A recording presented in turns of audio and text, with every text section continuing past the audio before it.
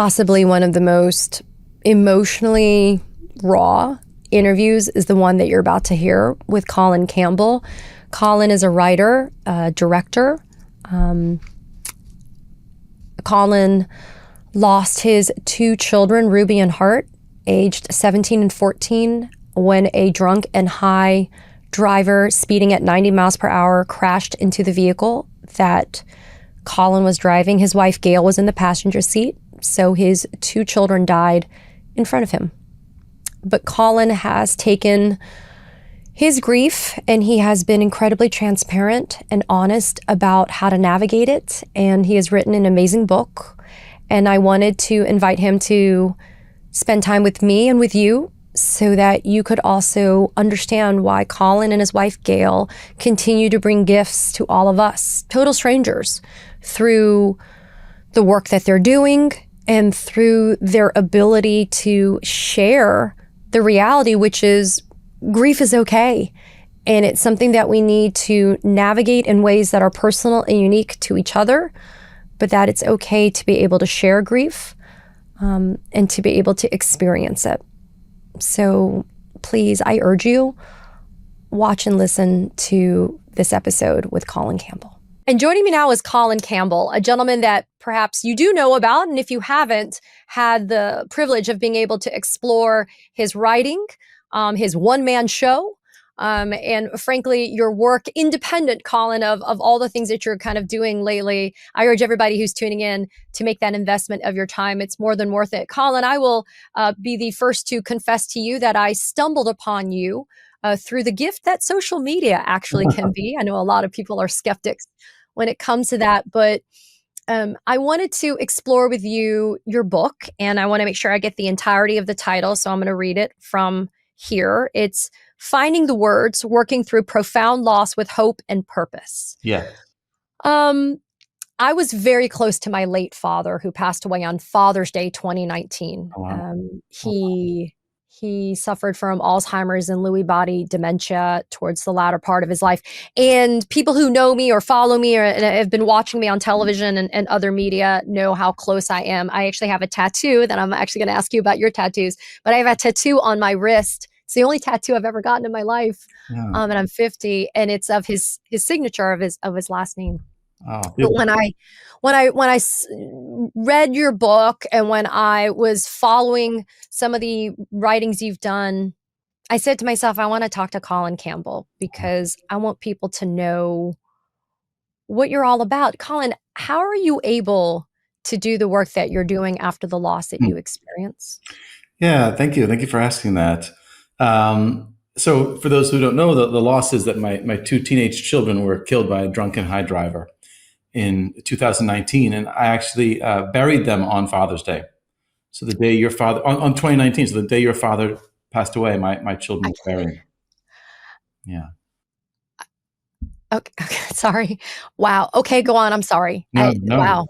I didn't know that. Yeah. I say never apologize for tears. That's my motto. But and I think that after such a devastating loss, I really lost my sense of meaning and purpose in life. Like, why am I alive without my two children, right? And so I think part of that drive to reconnect to life, to find meaning and purpose in life, is satisfied by me doing the work that I do, trying to normalize grief, trying to support grievers, and trying to help them get the support they need from their community. It's very meaningful to me. Is it an oversimplification, with no insult intended, Colin, to say that your book is kind of as a toolkit, right? Because it transcends just you exploring your own loss. It actually talks about how people often say there, quote, there are no words. And yet for you, you've said emphatically, yes, there have to be. There have to be words to be able to navigate grief. Yeah. No, I love the idea of a toolkit, because one of the things that I felt early on in grief was like, I felt so lost. I was like, what do I do? Like, literally, what am I supposed to do right now? How do I get through these days? And I was just hungry for some kind of direction of ideas. Here's something you could do, literally. And so I'm kind of a practical guy. And so my book, I think, is full of actionable items, things that you can actually do. that I think that helped me certainly get through my grief. And a lot of it involves community. A lot of it involves finding ways to reach out to community, stay connected with the people that love you, that love the person you lost. It's so valuable to stay in contact with those people. And it's also so hard. The thing that is so incredibly relatable about you, your writing, your experience, not people have to mirror that loss, but you're not a doctor. Like you're a writer, you're a director for theater and film, you've been an adjunct professor. I mean, this is not a space that you are trained in, it's not a space that you grew up in, and yet your book has a way of speaking with people because it pretty much lets them understand it's okay.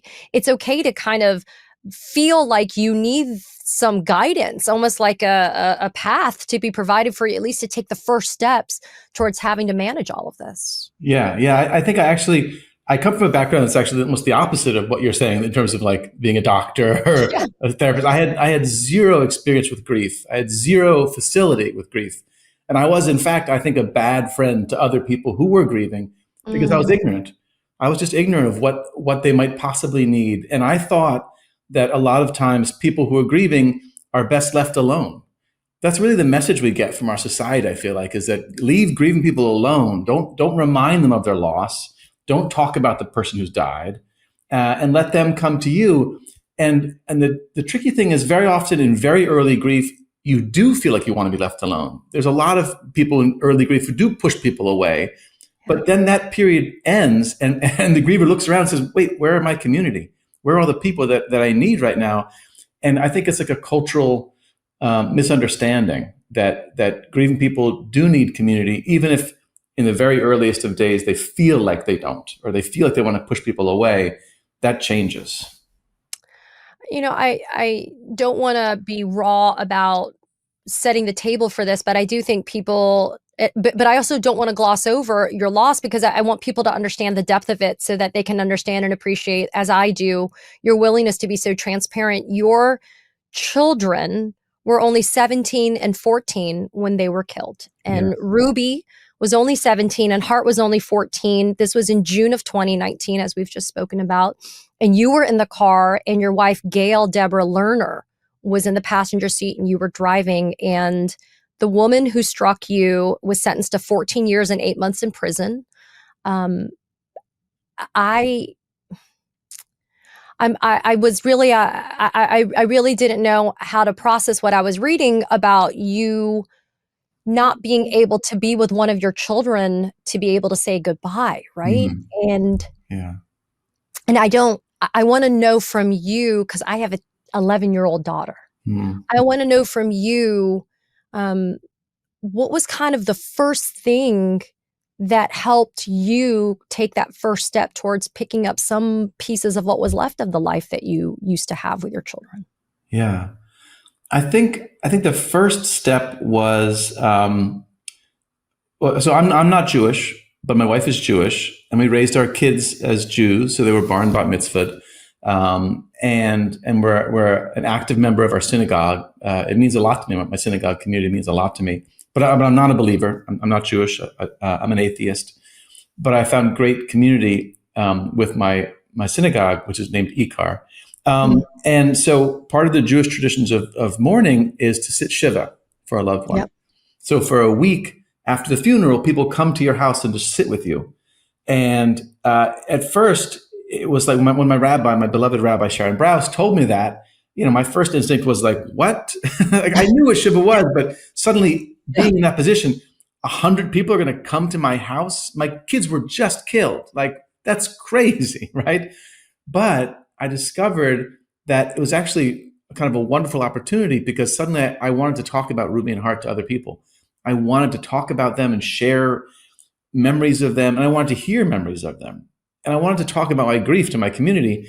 And so sitting Shiva, being with people who loved Ruby and Hart, hearing them talk about Ruby and Hart, laughing and crying together, that was eye-opening to me. And I think that was sort of my first realization that grief is active and that you don't do it alone. And Wow. that it was so helpful to me to be in community as I mourned. And suddenly it was like, oh, this is what mourning is. Like, oh, I get it. I'm talking about Ruby and Hart. I'm talking about my grief to other people. I'm grieving instead of just lying in bed, right? Because that felt like the alternative. Like I could just lie in bed and just be crushed by this weight of just this a giant amorphous blob of grief that I just had no way of wrapping my head around. But suddenly taking action, doing something with other people, talking about Ruby and Hart, it helped me carve out a space where I could move through it.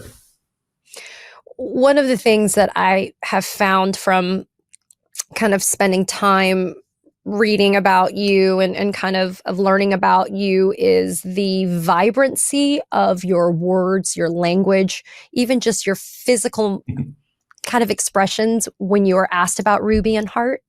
Yeah. And your description of Hart being the class clown and creating original characters and wearing a cape to the dinner table, and Ruby being this spectacular artist, and the level of creativity, and for her to be so immersed in visual media and to be able to take all of that creativity and pour it into something that we could all see, right? That you could all experience. The same thing with Hart, right? To take all that creativity and have an outlet for it and to pour it out there.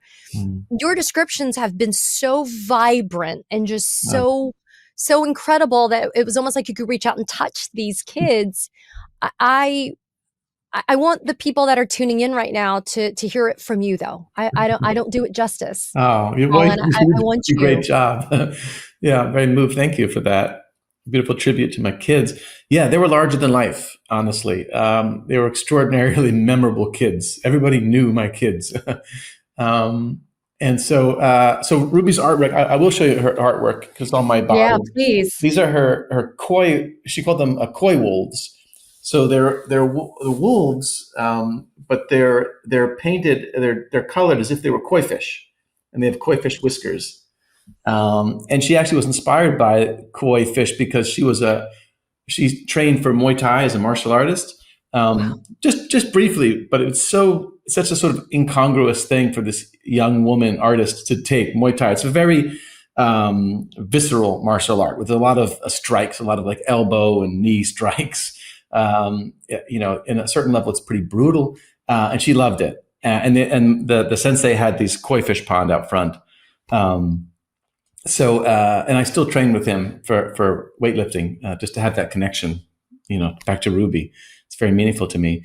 But so she was a wild artist, and so inspiring. And, she had blue hair and was very butch, and very proud, very out and very proud. I call her a proud lesbian warrior for social justice.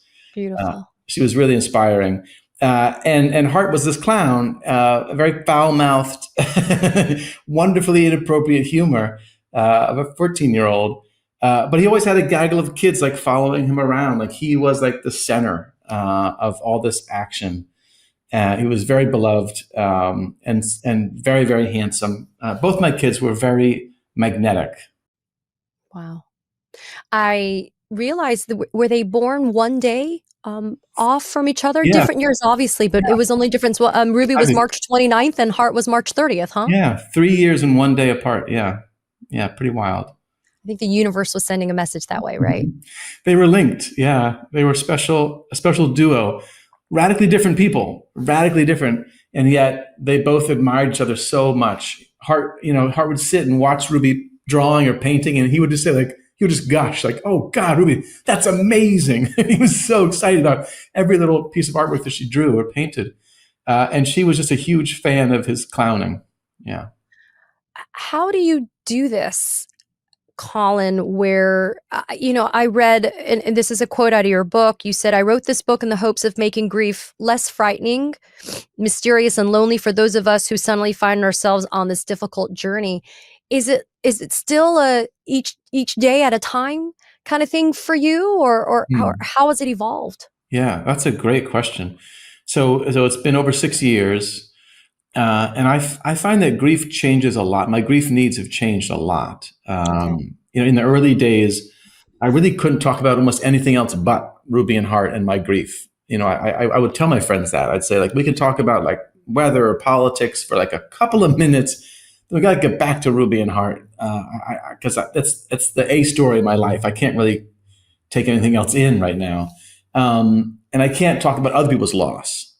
That felt very true to me. I didn't want to hear other people's grief. There was no room in my heart for that because I think early acute grief is very greedy, All consuming in some all ways. consuming, all consuming. And then that changed radically. And now I'm all in to hear other people's grief and grieving. I'm all in to talk about their loss.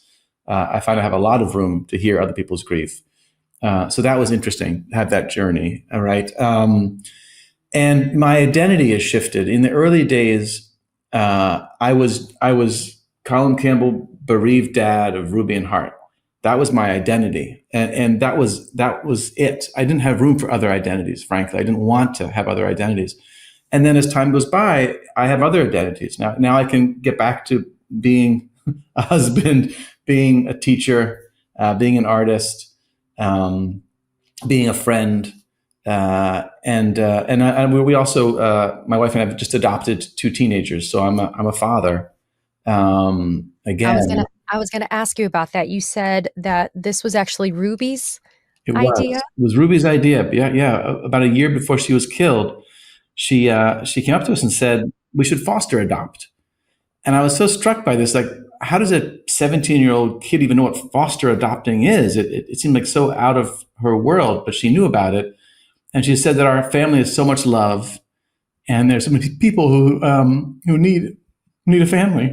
So it was such a beautiful thought from this girl. And at the time, I had two kids, and that was all I had room for, I thought.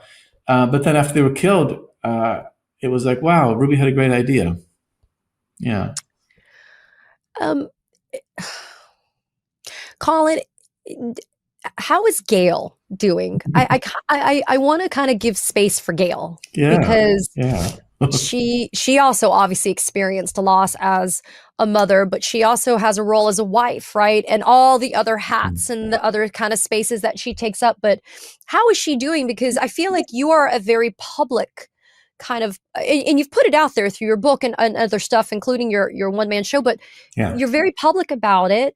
And I want to frankly give respect to Gail and her grief. Yeah. So how is she doing?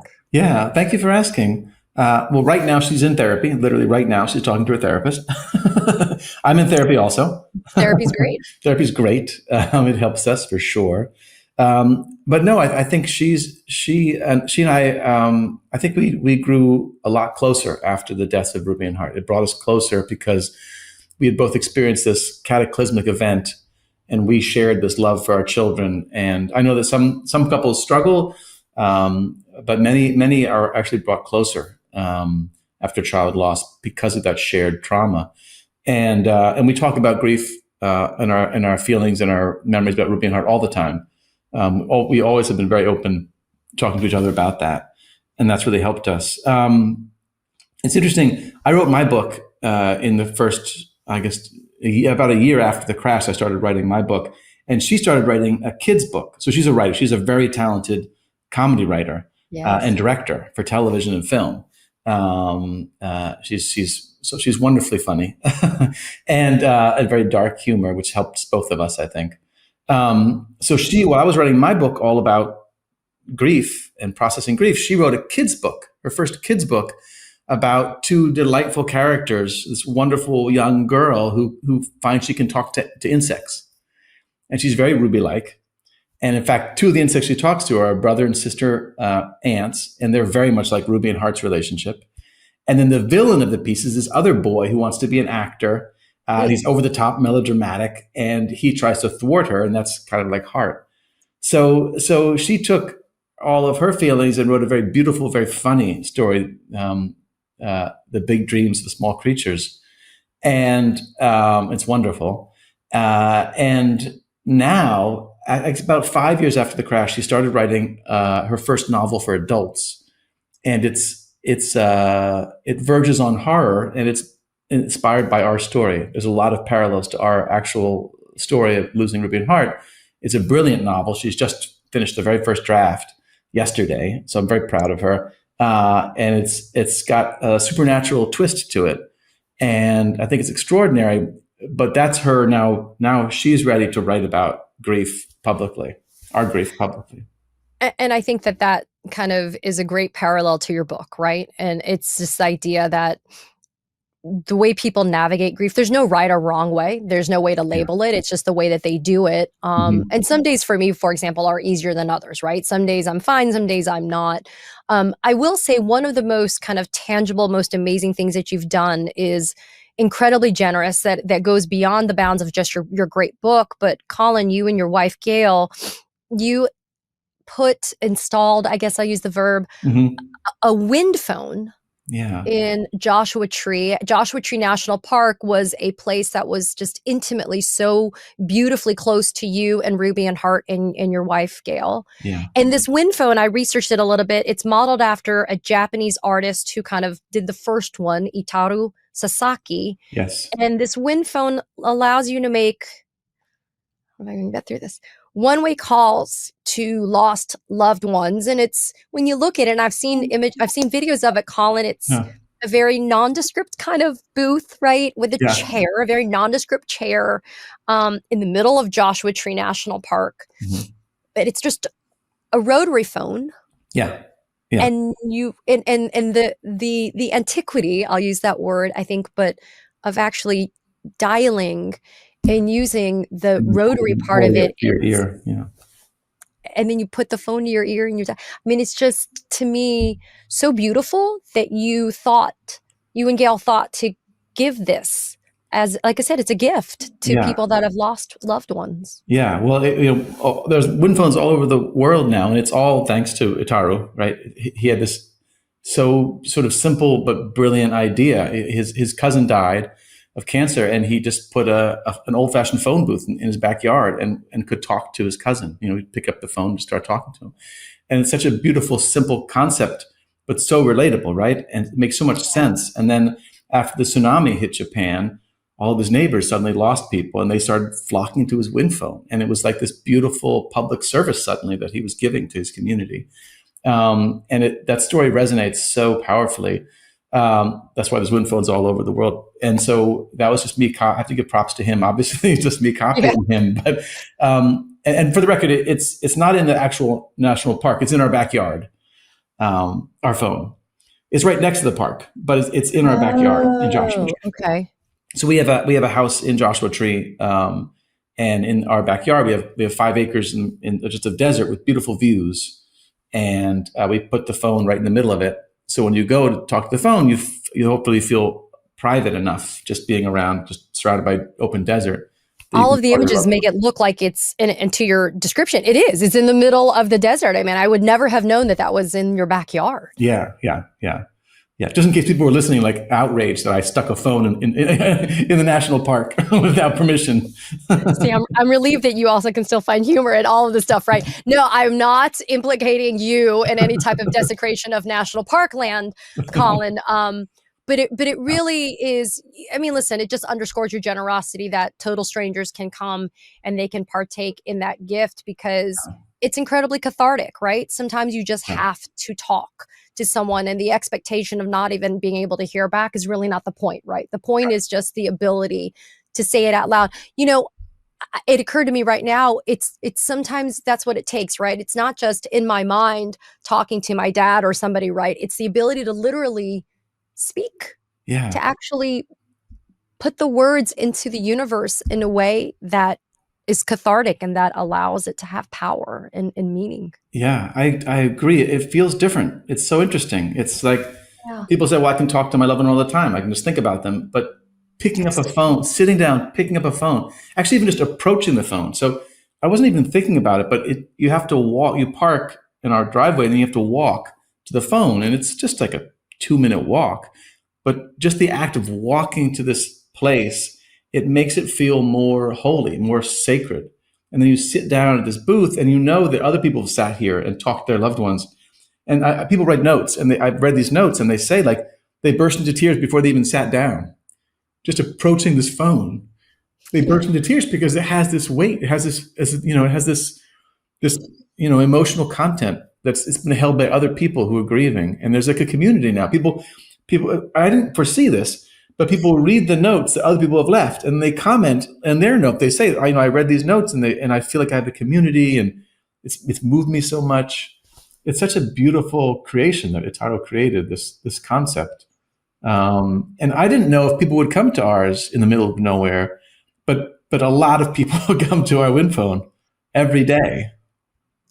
Colin, that's why I wanted to have this conversation with you. And I apologize for being so emotional, but I'm grateful that you're willing to have this conversation, because I've said often that grief is just love with no place to go. And yet I think you've corrected me in such a significant way, because you and your wife have not allowed grief to distort you or kind of change the way that you're looking at things. And you continue to give so generously and with such depth that I only want the best for you and your beautiful family. And I am grateful for your authentic kind of transparency about what this has been for you. I know you remain an advocate for even legal changes, that you work with the California Assembly to try to work with MAD as well. So it's not, you are continuously an advocate. And I think you are the best legacy of your children, Ruby and Hart, Colin. That's what I think. That's very sweet.